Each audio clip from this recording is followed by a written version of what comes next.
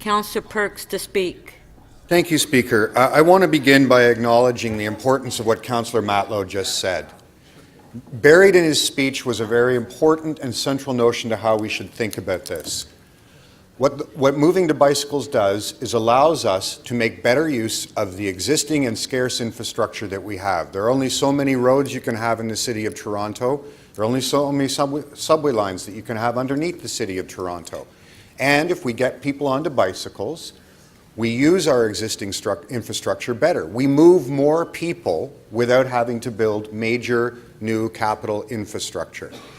It's something that is critical to our understanding of how we should evaluate the costs of doing things.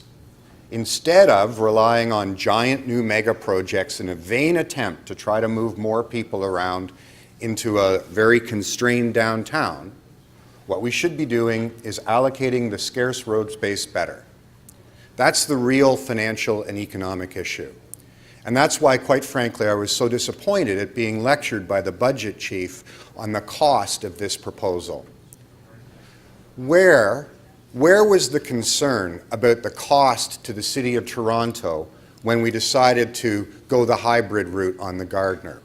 Where's the concern for the cost to the City of Toronto when we go on an adventure to build the world's longest tunnel for a subway station out in central Scarborough? These are costs that are an order of magnitude larger than the cost of building the bike infrastructure that's in front of us. If we are truly prudent spenders, we spend to help the most people with the fewest dollars.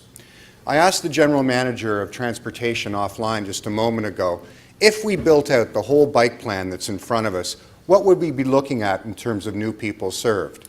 Now, as a caveat, he was very, very reluctant to give me a precise number. So this is back of the envelope, just ballpark numbers, okay? But let's suppose we build it out. We'd be doubling the size of the bike infrastructure. Say that attracts 50% more riders. Currently, we have between 30 and 40,000 people using our built infrastructure for bicycles. So that's another 15 to 20,000 people we'd be moving for a few $million more a year. 15 to 20,000 more people served. Compare that, for example, to the number that's well north of $1 billion for the Scarborough subway to help 7,000 people in the peak. That's three orders of magnitudes difference in terms of effectiveness of cost spending.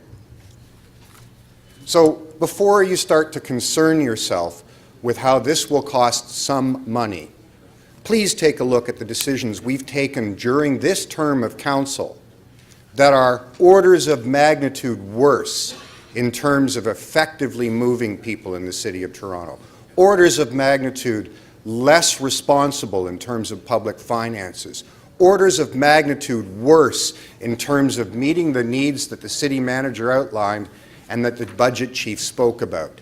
If you are seriously concerned about spending money effectively, about using infrastructure effectively, and importantly, giving Torontonians an opportunity to move around without having to buy a second or third family vehicle, saving them tremendous amounts of money, you would not only support this plan, you would be doing everything you could to accelerate it and to build it out even further.